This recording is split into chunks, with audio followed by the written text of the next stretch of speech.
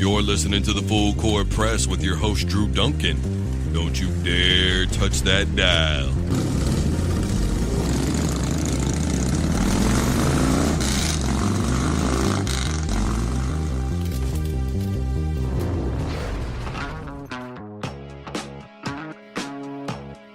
Hello, everybody. Welcome back to the Full Court Press. I am your host, Drew Duncan. You're checking me out live from the K-Sun Studios in Wichita, Kansas.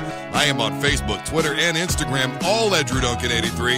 And additionally, you can listen live from wherever you are, ksunradio.org. That's ksunradio.org. So excited about Bellator 185 coming up this weekend. And our guest is going to be one of the premier fights during the main card. Folks, after only 5 fights as a professional boxer, she was a champion. She's been a Golden Gloves champion despite having only trained 2 weeks for the fight. She's 37 years old and is making her Bellator debut this Friday. Everybody, please welcome to the program, Anna, the Hurricane Julaton. Anna, thank you so much for joining us on the program today. Oh, thank you so much, Drew. I'm so excited. I really love how you just say my last name correctly. It just puts a smile on my face. So what all have you heard this morning in terms of your last name being said already?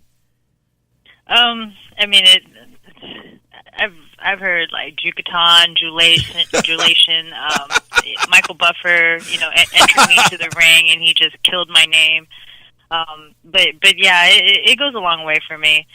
So for those who aren't familiar with me, my last name actually starts with a J, and so a lot of people would pronounce the J as the J, Julaton, versus it has more of that Spanish tongue to it. So the J is actually pronounced as an H, kind of like when you say Jose or Jesus, etc. So it's Julaton. So thank you so much, Drew. Well, you're very welcome, Anna. And I got to say, I'm actually very familiar with the Filipino culture, and I know that you trained under Freddie Roach, a guy that he also trained was one Manny Pacquiao. There's a lot of love for Manny out there in the Philippines. He's been so big in that community. He does all kinds of work. The guys help build houses out there. Manny's such a good guy. When you look at him and the influence that he has, is that something that you pride yourself in as well, and bringing that same mentality here to the States? Oh, 100%.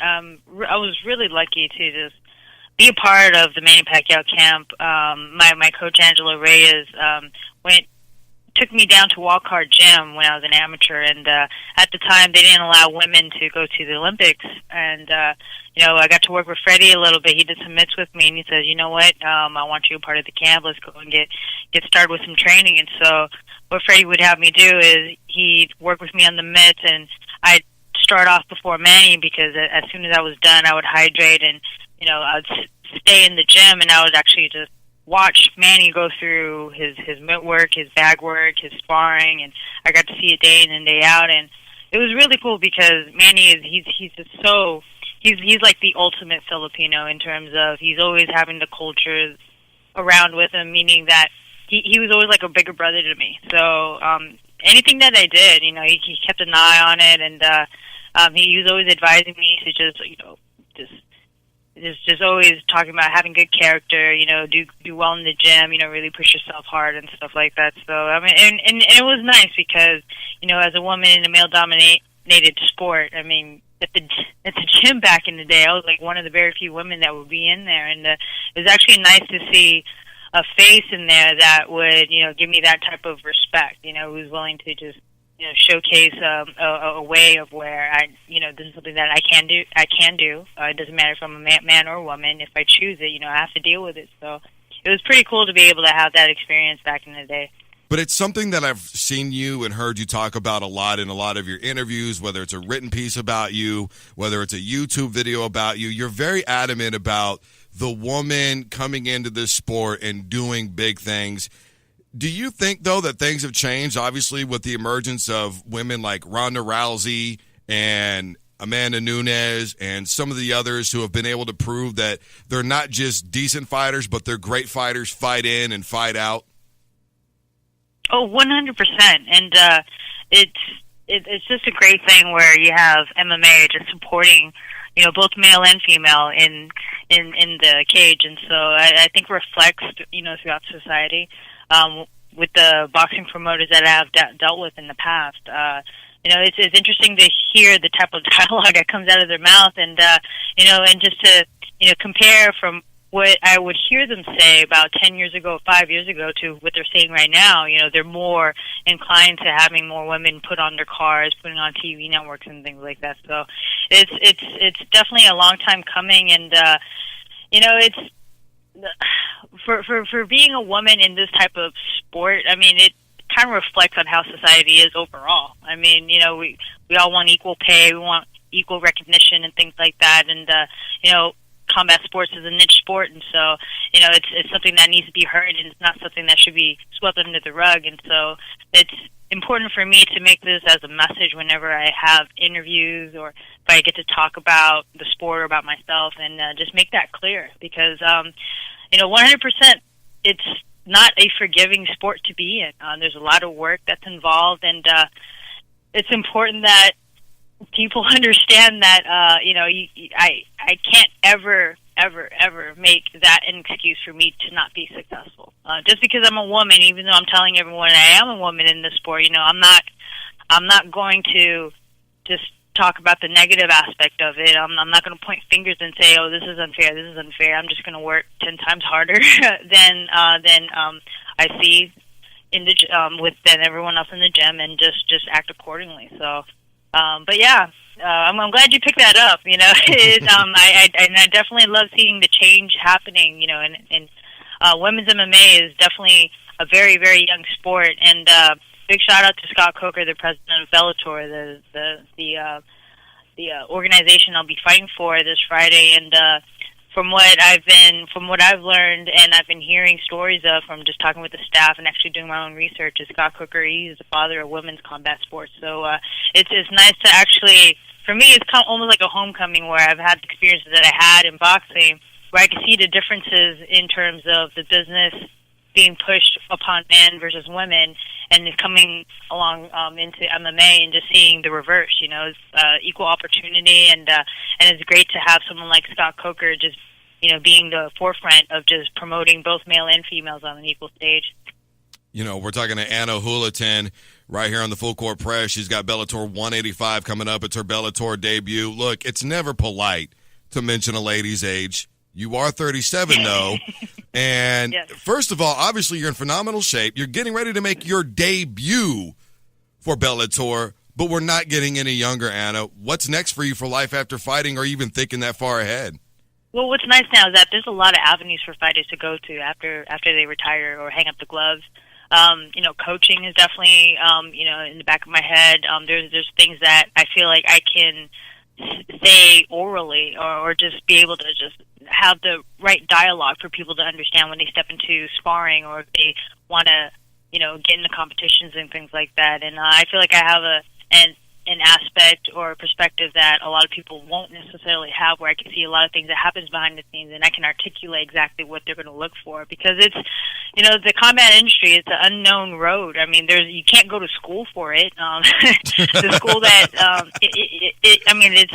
there isn't. I mean, and I'm not just talking about all the work that you have to do in the gym. I'm talking about just understand the business aspect of it. And big shout out to Floyd Mayweather for actually having somewhat of a blueprint of what fighters can follow into in terms of like how to create your own brand and how to project yourself in front of the public and how to deal with the media and things like that. So that's one aspect of it. And I love watching fights. I love sitting down, talking about what I see when an exchange happens during combat. And fight analyst is something that I would definitely like to get into. And sky's the limit, especially with Bellator, being able to have fighters like myself build my brand. And so there's a lot of things that's in the works right now. Obviously, I'm focused on this that's happening this Friday, but big shout out to my management team. I don't know if you have watched the show Tanked, but one of the main guys in it is Brett Raymer, and he's actually the one. He's been in the forefront in terms of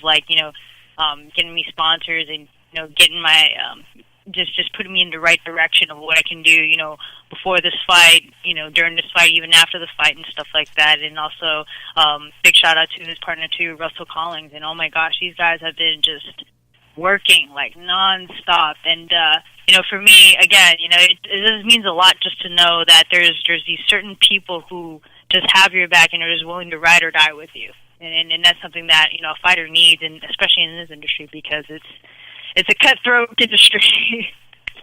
Maybe we should have you back on as an analyst for all the UFC and Bellator fights that I'm watching all the time. Have you on like once a week. You can have like a little 10-minute segment and come on and give your analysis of everything that you're looking at. Oh, I would love that. I would love that opportunity. See, I'll hook you. I got your back, Anna. You're talking about people having your back. I'm the guy here.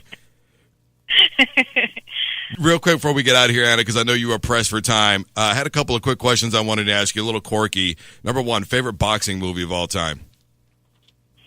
Cinderella Man. Really? It's funny. Yeah. Well, a lot of people would think, oh, why don't you say $1 Million Baby? I mean, it is a phenomenal movie, but I really, really like Cinderella Man. There's a lot of things, there's a lot of scenes in there that I can totally relate to. Like one of them is when the manager was having hard times, and he really believed in Braddock, and he always wanted to upkeep that image. And I'm like, man, that is so true. It's a hustling game, and you have to have passion in this industry. You have to believe in something, and I thought there's a lot of awesome things that people can relate to. And I love how they also brought up the Depression era during the United States, and to just see Braddock deal everything that he dealt with, and he used fighting as a means to just basically feed his family. And I'm like, man, it's I don't know, it's heart wrenching and it's heartwarming all at the same time. I had you pegged for a Creed myself. That's the direction I thought you were going to go with that. By the way, I love that movie. Your team, the Oakland Raiders, despite the fact that you're from San Francisco, going forward, 2-4 right now. There's plenty of memes out there, namely the one from the Water Boy. Oh no, we suck again. Like, what do you think is going to happen with the Raiders for the rest of the season? Derek Carr not looking too good after that injury. Oh man, I think they I'm sure they'll know what to do.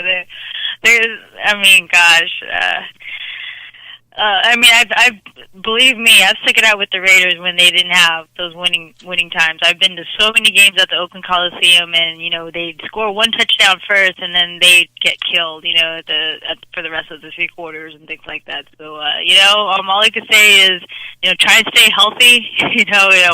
No matter with it. If I don't see them making it to the playoffs, so all I can say, all I can think of is just having them just stay healthy and just start thinking about next season, Yeah.